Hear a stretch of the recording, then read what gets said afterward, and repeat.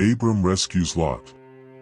In the days of Amraphel king of Shinar, Arioch king of Elasa, Chedorlaomer king of Elam, and Tidal king of Goyim, these kings made war with Bera king of Sodom, Bershah king of Gomorrah, Shernab king of Admah, Shemeber king of Zeboim, and the king of Bela, that is, Zor. And all these joined forces in the valley of Siddim, that is, the Salt Sea. 12 years they had served Chedorlaomer, but in the 13th year they rebelled.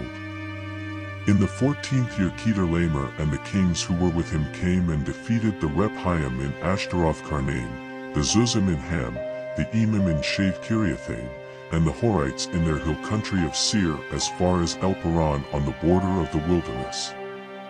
Then they turned back and came to En-Mishpat, that is, Kadesh, and defeated all the country of the Amalekites, and also the Amorites who were dwelling in Hazazon Tamar.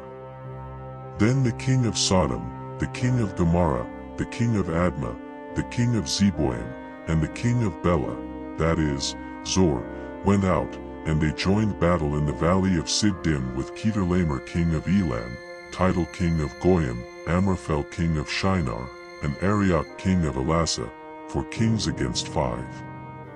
Now the valley of Siddim was full of bitumen pits, and as the kings of Sodom and Gomorrah fled, some fell into them, and the rest fled to the hill country. So the enemy took all the possessions of Sodom and Gomorrah, and all their provisions, and went their way. They also took Lot, the son of Abram's brother, who was dwelling in Sodom, and his possessions, and went their way. Then one who had escaped came and told Abram the Hebrew, who was living by the oaks of Mamre the Amorite, brother of Eshcol and of Aner. These were allies of Abram.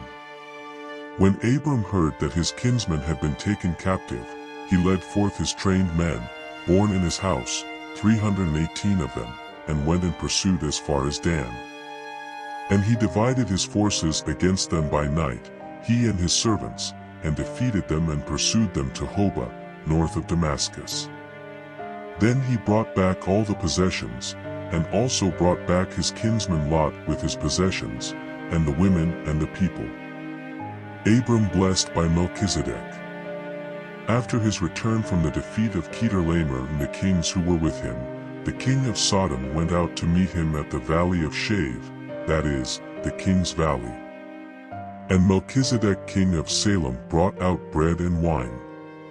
He was priest of God Most High.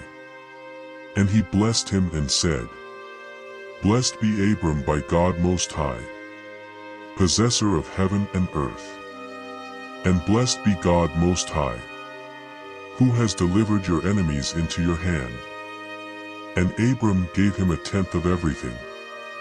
And the king of Sodom said to Abram, Give me the persons, but take the goods for yourself. But Abram said to the king of Sodom, I have lifted my hand to the Lord, God Most High, possessor of heaven and earth, that I would not take a thread or a sandal strap or anything that is yours, lest you should say, I have made Abram rich. I will take nothing but what the young men have eaten, and the share of the men who went with me. Let Aner, Eshcol, and Mamre take their share.